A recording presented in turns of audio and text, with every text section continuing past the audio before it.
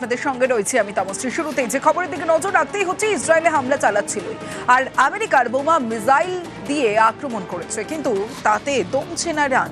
এখন তাদের বাজে খাইবার শেকান ক্ষেপণাস্ত্র। মুখোমুখি যুদ্ধে ইসরায়েল ইরান, নাগাড়ে চলছে হামলা পাল্টা হামলা। এই যুদ্ধে সরাসরি ঢুকে পড়েছে আমেরিকা। মার্কিন বায়ুসেনার যুদ্ধ বিমান পাঠিয়ে ইরানের 3টি পরমাণু কেন্দ্রে হামলা চালিয়েছে। Remember, there are many targets left. Tonight's was the most difficult of them all, by far, and perhaps the most lethal. But if peace does not come quickly, we will go after those other targets with precision, speed, and skill. With all of that being said, this cannot continue. There will be either peace or there will be tragedy for Iran far greater than we have witnessed over the last 8 days. আমেরিকার ব্রহ্মাস্ত্র B-2 বোমারু বিমান পাল্টা ইরানের বাজি খাইবার শেকান missile.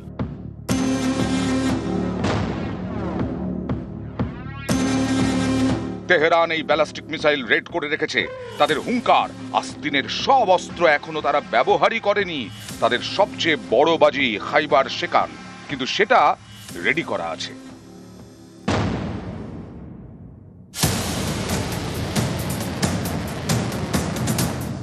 খাইবার শেকান ইরানের সবচেয়ে উচ্চ ক্ষমতার ballistic missile, যা খুররাম শাহর নামেও পরিচিত। ইরানের এই মিসাইল ইসরায়েলের ঢাল আয়রন ডোম ভেদ করতে পারে, অ্যান্টি মিসাইল অ্যাটাক আটকাতে পারে, আঘাত করতে পারে 1450 কিলোমিটার দূরের লক্ষ্যে। অর্থাৎ এই ক্ষেপণাস্ত্রের আওতার মধ্যে বিরাট এলাকা, এমনকি ভারতও। পশ্চিম এশিয়ার বিভিন্ন দেশে রয়েছে আমেরিকার সেনা ঘাঁটি, তার অনেকগুলোই ইরানের এই মিসাইলের আওতায় পড়ে। যেমন ইসরায়েল তুরস্ক সীমান্তে রয়েছে আমেরিকা নিয়ন্ত্রিত একাধিক সেনা ঘাঁটি, এবং ইরানের কাছেও রয়েছে একাধিক সেনা ঘাঁটি। লোহিত সাগরে রয়েছে আমেরিকার নৌবাহিনী, ইসরায়েলেও রয়েছে মার্কিন নৌবাহিনী। এসবই ইরানের বাজি খাইবার শেকান ব্যালিস্টিক মিসাইলের আওতায় পড়ে। কিন্তু ইরান কি ইসরায়েল ও আমেরিকার বিরুদ্ধে এই অস্ত্র ব্যবহার করবে? ডোনাল্ড ট্রাম্প কিন্তু আগেভাগেই হুঙ্কার দিয়ে রেখেছেন, ইরান আমেরিকাকে টার্গেট করলে তারা আরো বড় হামলা চালাবে।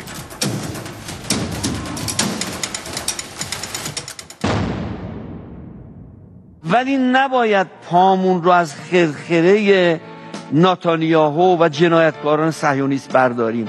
ضمن اینکه دست ترامپ رو باید قطع کنیم با تدابیر الهی رهبر عزیزتر از جانمون، اما باید خرخره نتانیاهو رو ببریم و برای همیشه به درک واصل. নিউজ 18 বাংলা। মধ্যপ্রাচ্যে মুখোমুখি ইসরায়েল ইরান। ইরানে হামলা চালিয়েছে আমেরিকা, হামলা চালাচ্ছে ইসরায়েল, পাল্টে ইরান আক্রমণ করছে। ইসরায়েলে তেল হাবিবে বেজে উঠছে সাইরেন, মুহুর্মুহু বিস্ফোরণের আওয়াজ। প্রাণ বাঁচাতে বাংকারে বাসিন্দারা। कहा गया कि इस एरिया में रहें, इस साइड से रहें, और यहाँ पे आप देख सकते हैं बहुत बहुत जोरदार धमाके हो रहे हैं। ऐसा लगता है कि इंटरसेप्ट हो रहे हैं मिसाइल, या कहीं पे गिर गए हैं।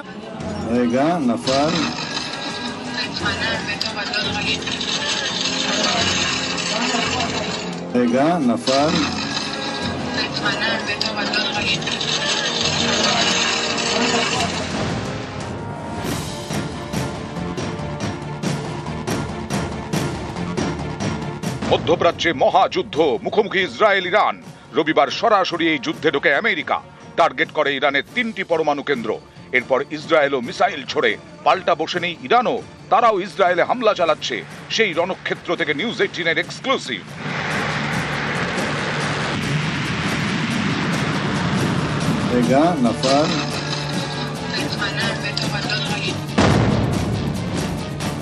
जगहों पे तबाही हुई है। ईरान की तरफ से करीब 40 मिसाइल्स लॉन्च किए गए। ये वो दुकानें हैं जहां पर शीशे चकनाचूर हुए हैं, सब कुछ इर्द गिर्द तबाह हुआ है। तो ये है इसराइल की आइंस्टाइन स्ट्रीट, और आइंस्टाइन स्ट्रीट पे जो मिसाइल गिरा ईरान का, उसकी वजह से यहाँ हर तरफ से तबाही हुई है।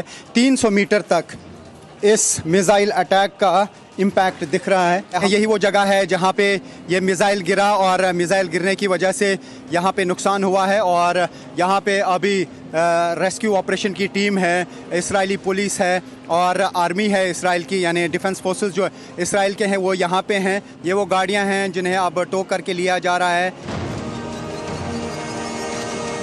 עקב התראה מירי טילים באזורנו, אתם מתבקשים להיכנס למרחב מוגן ולחכות להנחיות נוספות. कह रहे हैं कि जहां पर भी आपको नजदीक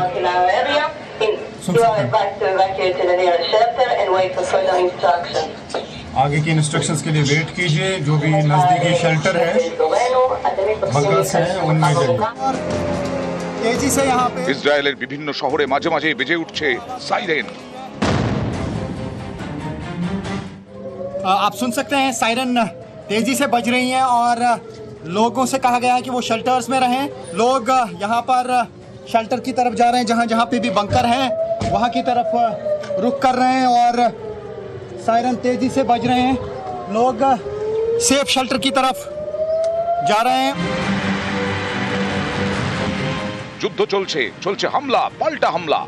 कहा गया कि इस एरिया में रहें, इस साइड से रहें और यहाँ पे आप देख सकते हैं बहुत बहुत जोरदार धमाके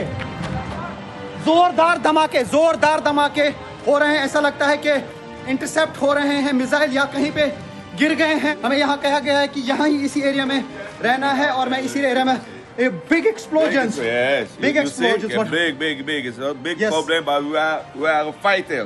We are a strong. Israel is strong, number one.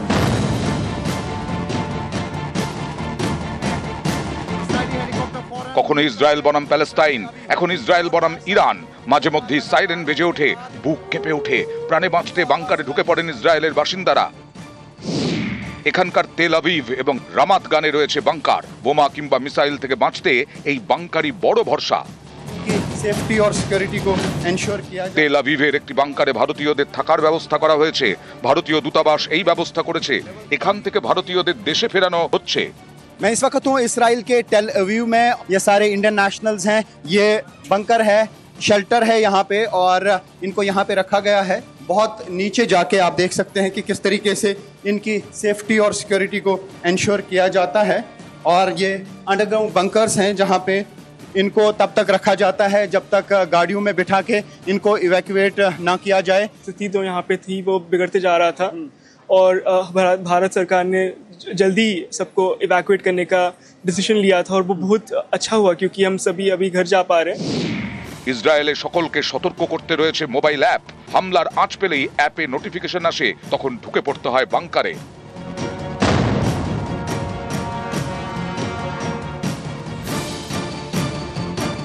News 18 Bangla.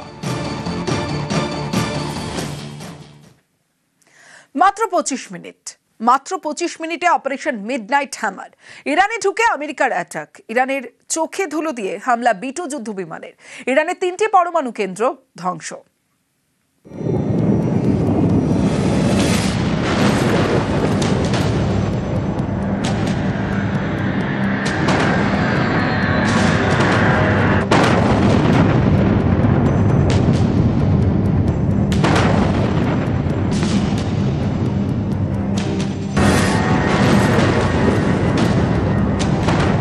ইরানে ঢুকলো, হামলা চালালো, আবার নিরাপদে বেরিয়েও গেল। মাত্র 25 মিনিট, অপারেশন মিডনাইট হ্যামার। ইরানে ঢুকে আমেরিকার অ্যাটাক, ধ্বংস ইরানের তিনটি পরমাণু কেন্দ্র। ইরানের চোখে ধুলো দিয়ে অ্যাটাক। পেন্টাগন জানিয়েছে এর জন্য একই সময়ে দুদিক থেকে যুদ্ধ বিমান B-2 ওড়ে। আমেরিকার মিসৌরিতে হোয়াইটম্যান এয়ারবেস। শনিবার এখান থেকে পশ্চিম দিকে মার্কিন বায়ুসেনার B-2 বোমারু বিমান ওড়ায় আমেরিকা। এই বিমানের ট্রান্সপন্ডার থাকায় প্রশান্ত মহাসাগরের ওপর দিয়ে যেতেই ইরানের রাডারে ধরা পড়ে। ফলে সেদিকেই নজর রাখে ইরান। এই সুযোগেই অন্য দিক দিয়ে অ্যাটাক। 7টি লোডেড B-2 বোমারু বিমান উড়ে যায় পূর্ব দিক দিয়ে। ইরানে ঢুকে নিশানা করে তাদের 3টি পরমাণু কেন্দ্র।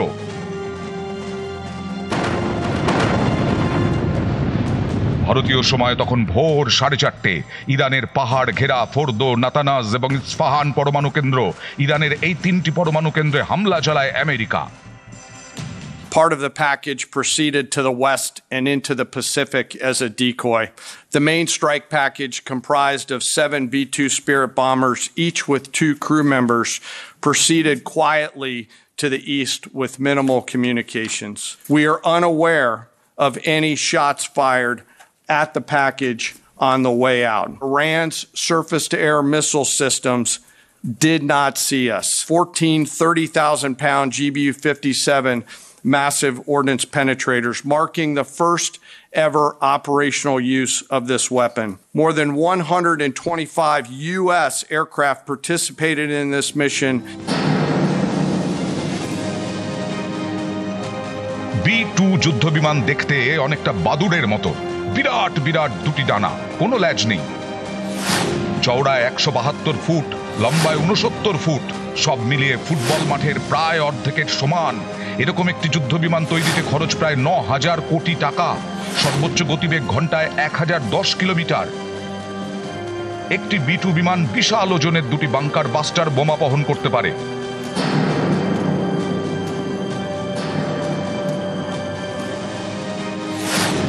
এই B-2 বোমারু বিমানে 2 জন পাইলট থাকেন। তাদের থাকা খাওয়ার জন্য বোমারু বিমানে রয়েছে নানা ব্যবস্থা। এই দেখুন, যুদ্ধ বিমানের ভেতরে মাইক্রোওভেন রয়েছে, রেফ্রিজারেটর, টয়লেট, বিশ্রাম নেওয়ার জন্য আলাদা আলাদা জায়গা। এই B-2 বিমানই বাংকার বাস্টার বোমা নিয়ে উড়ে যায় ইরানে। তারপর 3 পরমাণু কেন্দ্রে অ্যাটাক। নিউজ 18 বাংলা।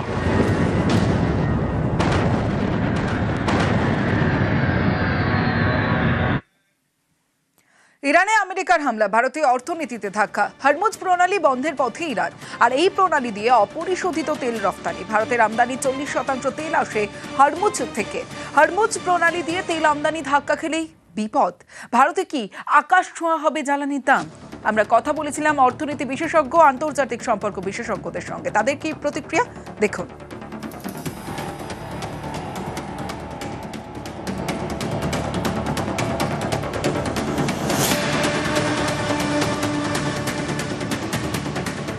দেখুন, আন্তর্জাতিক বাজারে তেলের দাম বাড়লে ভারতবর্ষে তেলের দাম বাড়া উচিত, আন্তর্জাতিক বাজারে তেলের দাম কমলে ভারতবর্ষের তেলের দাম কমা উচিত।